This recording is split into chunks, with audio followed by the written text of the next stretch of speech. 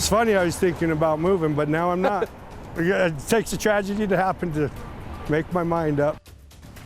A family has 5 generations living in Superior, and even after losing their homes, they don't want to live anywhere else. With this fire, I think the housing need is going to be even greater than it was up in Grand Lake. And as families begin the daunting rebuilding process, 2 realtors are using social media to make things a little easier. We're really lucky to have such a wonderful community here in the Front Range of Colorado. The fire damage is widespread. I'm John Glasgow in Louisville, where there are rows of homes that have been destroyed. Now help is pouring in for the displaced and first responders. We'll get to all those stories, but first we want to say good morning. Thank you for joining us. Natasha here with Corey and Ed. Good morning. Gary is off again. But Corey is back. I'm back. Again. Yes. It's actually really good to be back. I'm happy to be back in Colorado. We had quite the RV adventure with the family. So we've as heard. As you know, I was texting you, how do we get home? Please help me.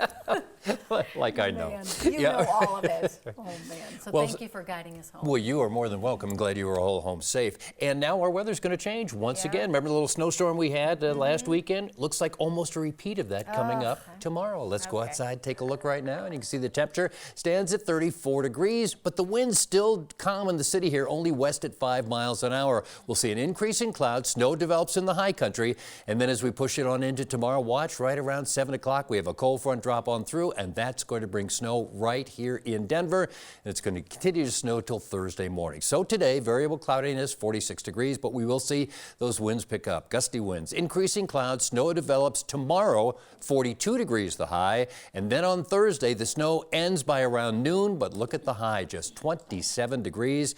And as we look ahead, Friday, we're up to 52, 51 on Saturday, and then Sunday, a little more seasonal, but still dry, 43 degrees.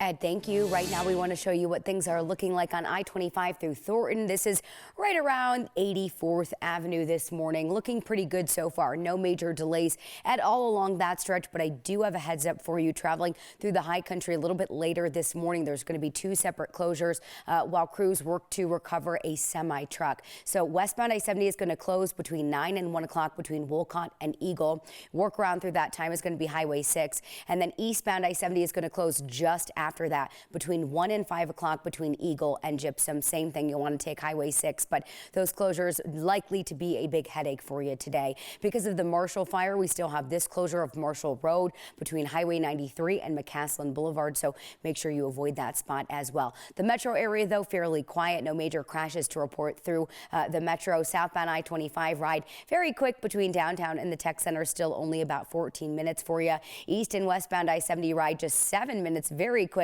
between I-25 and 225. Thank you. Developing now, questions about how the devastating Marshall fire started aren't coming anytime soon. The investigation could take weeks. Here's what we do know. Boulder County Sheriff Joe Pelley says property near Highway 93 or Marshall Road is part of the investigation. Nearly 1,000 homes are gone. 2 people are still missing. Cadaver dogs have been brought in to help while rescue and recovery teams search by hand. The fire is fully contained now. There are still hot spots, though, in the area. People in the Spanish Hills, downtown Superior, and Discovery Park are allowed to go back to their neighborhoods now. This is the latest map from the Boulder Office of Emergency Management. The yellow areas that you see there are soft closures. Starting today, people who can prove that they live in areas can get a pass to go home.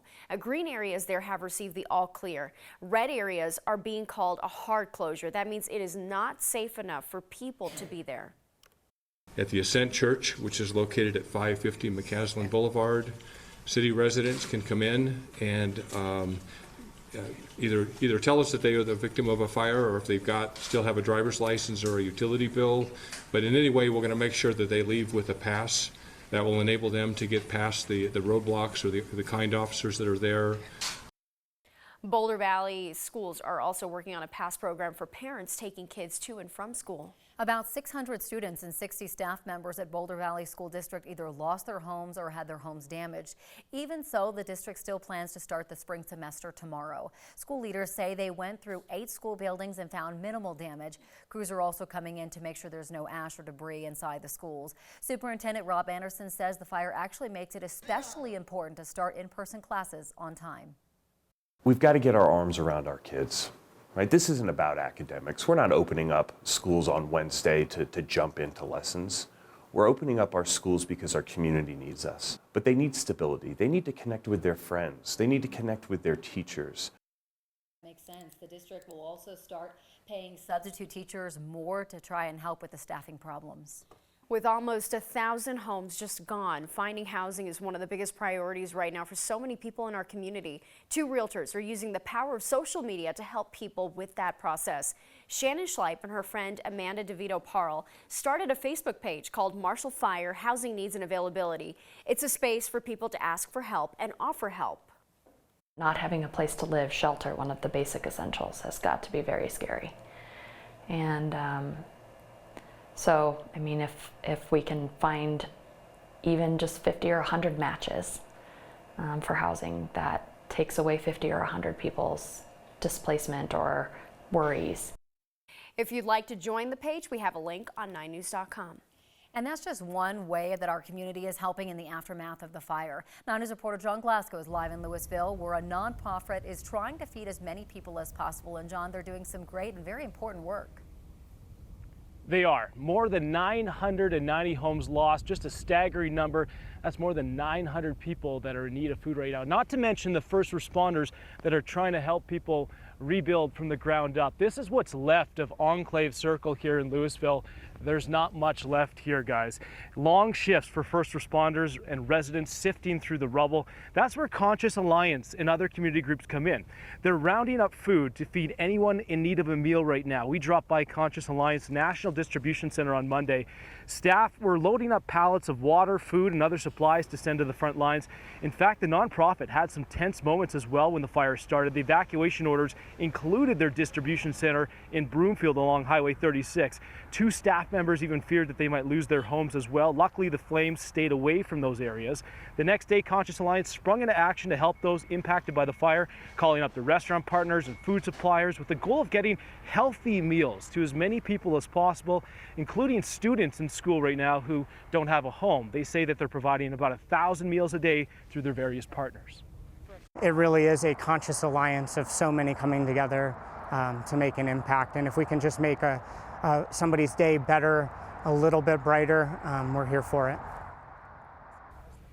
So they say their biggest challenge right now is funding to get those trucks moving, as well as volunteers. They want to get some people to help distribute some of this food. Now, a little background here on Conscious Alliance. They started out about 20 years ago with food drives at concerts with well-known bands. That's how they started getting money, and also some food to some places that needed it. So they've already had bands reach out saying that they want to help in this cause. So Corey, it just goes to show that there are so many people, not even here just in Colorado, but all over the country, that are trying to help here in these communities that are devastated by this fire. Boy, is it true. Just an incredible nonprofit, just the very next day jumping into action to try to make a difference. It's just the heart of Colorado, right? John, thank you. A team of veterans is also helping to feed first responders. Team Rubicon is a volunteer veteran group. While police and firefighters work around the clock, the group is making sure they don't go hungry. The task force leader of the group says if it wasn't for firefighters, his home wouldn't have made it. The thing that really resonates with me is that somebody that I don't know risked their life in order to save my home. And that's not something that I can return that favor to. Team Rubicon only has around 20 or so volunteers helping right now. They say that's all they really need. They've had more than 300 sign up wanting to come out and help. 5 generations of one family lived in a part of Old Town Superior that was in the fire's path. Now that family has lost 5 homes. The land has been in their family for 80 years. Through the years, they've chosen to stay, and even after this tragedy, it's where they want to be. This is our life.